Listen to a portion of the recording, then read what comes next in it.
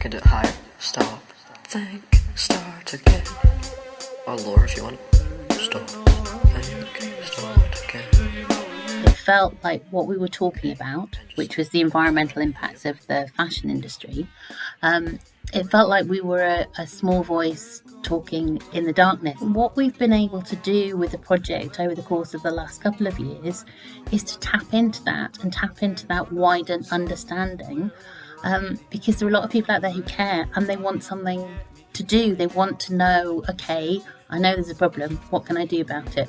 Being able to come into a space like ReMode and again meet these kind of like-minded people and have these conversations, you can't help but see the positives. They were just so inspiring, like unbelievable.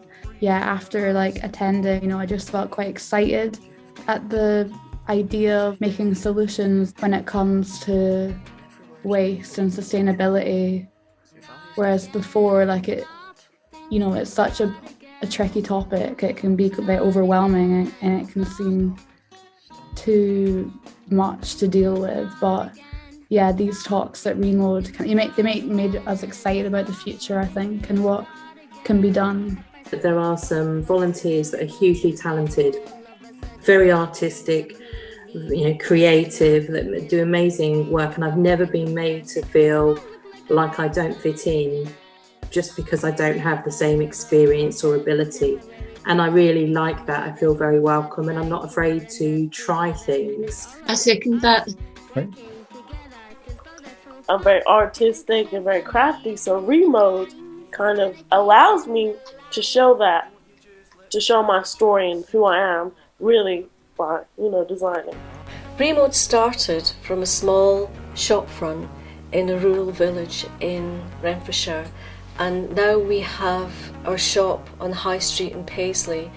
It's a wonderful place to be. It means that we have people walking past our door all the time, coming in, being curious. We get lots of conversations, and as a space it's something that also connects to the creative scene within Paisley and Renfrewshire.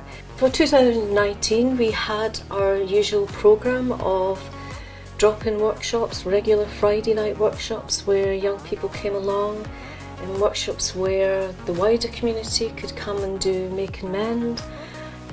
We had special events, screenings, and we were just heading for our end of year final presentation of the work that we usually do something that's a culmination of everything that we've done in the year.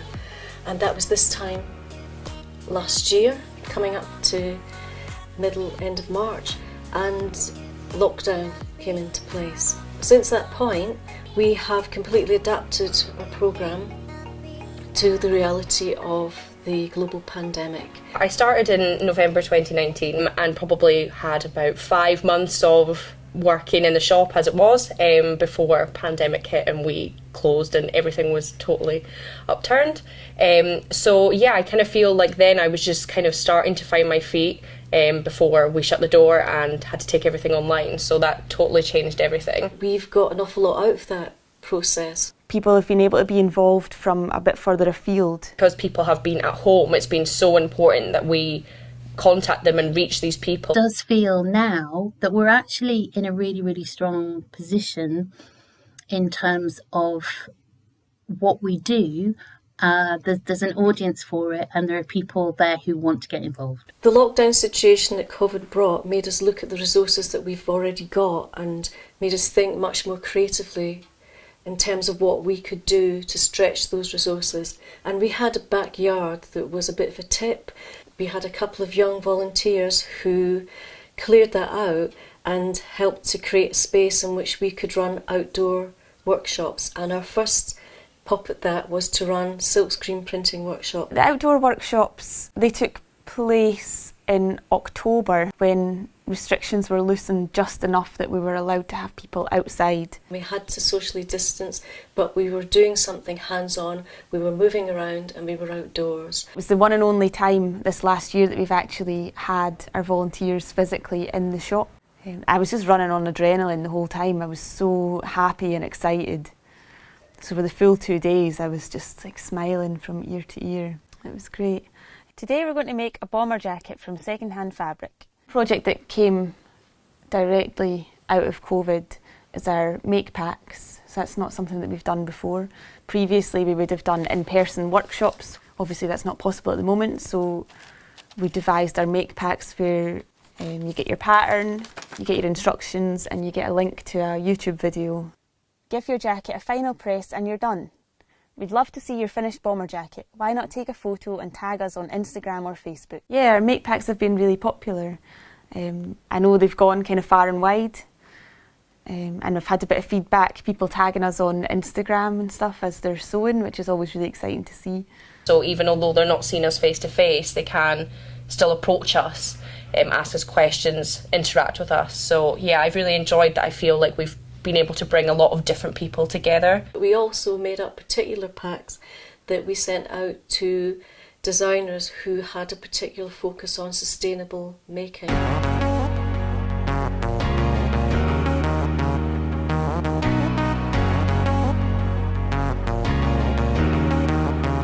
You were sent an upcycling mystery pack. You're really restricted in terms of what you can make, because it depends on what kind of shapes of materials you have, what's there.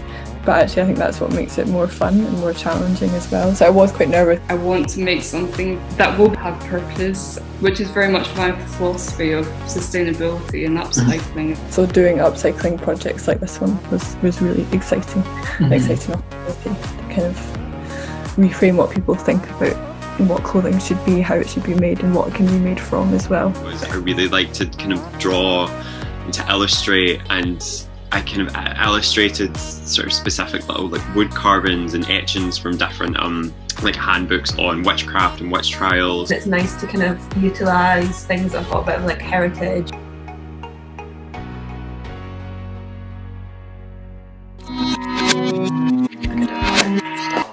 We were really pleased when Stop Start won not just first prize for animation, but for the overall film of the Scottish Youth Film Festival in 2020. That was a real achievement, and it was something that the participants who were involved were able to draw a sense of achievement from. The success of that project was that we managed to nurture a group of young people, young makers, creatives, filmmakers and musicians, to lead a group of younger people, almost their peer group, but a bit younger, to create a really good piece of work.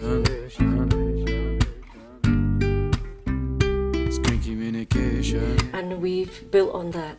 The next project that we did was called Isolation, and the group looked at the feeling of wanting to move on and to take note of what's happened here and move on to something better. I would 100% love to do this again in any shape or form, really.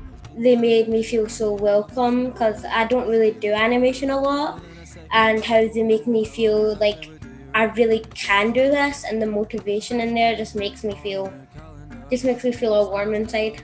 I think ReMode is unique in that we offer such a wide range of workshops for all levels, right down to sewing on a button. We actually have to begin to think really differently about fashion and sustainability. And we also have sustainable design activists who come and give talks and run workshops and instill new ideas and ways of thinking that progress the way that the rest of us think and work and deal with climate change. Social transformation and social change that I think we're underneath all this we're talking about. So I do think that frequently when you talk about systems change, it seems like something that other people have to do. One of those examples recently was Kate Fletcher. We had a really interesting experience where people could talk to one another. We created breakout rooms. We could come back to Kate and ask something particularly related to the tasks that we were asked to do.